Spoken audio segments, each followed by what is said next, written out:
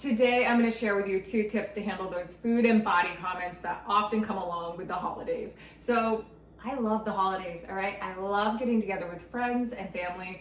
I love celebrating with food. But what I don't love are the food and body comments that often come along with that, all right? So today I want to help empower and equip you, right? So that when you're in the moment, if those food and body comments come, you know what to do, all right? So I had a long list. I dwindled it down to 2 because I wanted to make sure this wasn't overwhelming, all right? I wanted to give you 2 very practical tips that you can apply. So if we haven't met, my name's Eileen. I'm a certified intuitive eating counselor. I'm a certified holistic health coach, and I'm a certified yoga instructor. So let's dive right in, all right? So the first thing that I want you to do, all right, is actually going to happen before you're even in the situation, all right? So it could actually happen today. You could start doing this today. What I want you to do is I actually want you to prepare your response, okay? So if food and body comments were made to you in the past, you can think about what those comments were and you can create a response back to them. So you know what you're gonna say. So in the heat of the moment, when emotions are high, you know what you're going to say back to the person, all right? So prepare your response. If food and body comments didn't happen to you in the past, but you're kind of anticipating that, it's giving you some anxiety, you can actually go ahead and write down what you think may be said, all right? And then you can prepare a response back to those things, all right, that you think may be said.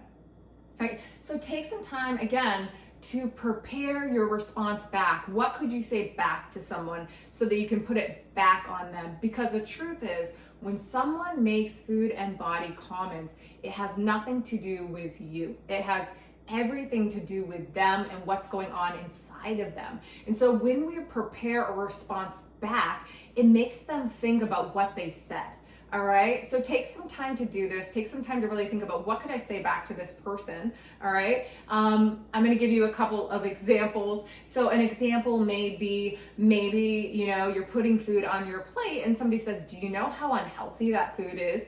Maybe you say something as simple as, clearly our ideas of health differ, all right? It doesn't have to be this big, long explanation. Because the truth is that person already has some stuff obviously has stuff going on inside of them. And so by simply saying a line like that, it puts on back on them and makes them think, all right? So the first thing I would definitely suggest that you do is plan your responses back. What could you say back to someone, right? To put it back on them, because it is their issue, it's something they're dealing with. So you're putting it back on them. And by doing that, you're also getting them to think. And so the second thing that I would highly suggest you do is give yourself permission to walk away, all right? Give yourself permission to walk away.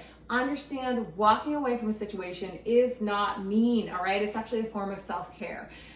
So for example, if you've prepared your responses back to someone, and you said your response back, but it's like going over their head, all right? They're just not getting into it and they continue to make comments.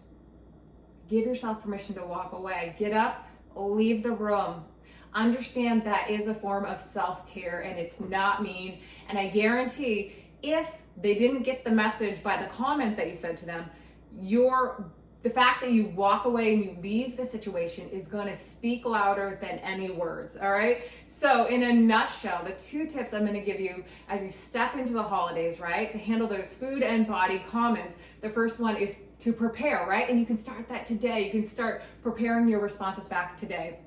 And the second one is give yourself permission to walk away. Give yourself permission to exit the situation, all right? Just leave the situation, okay?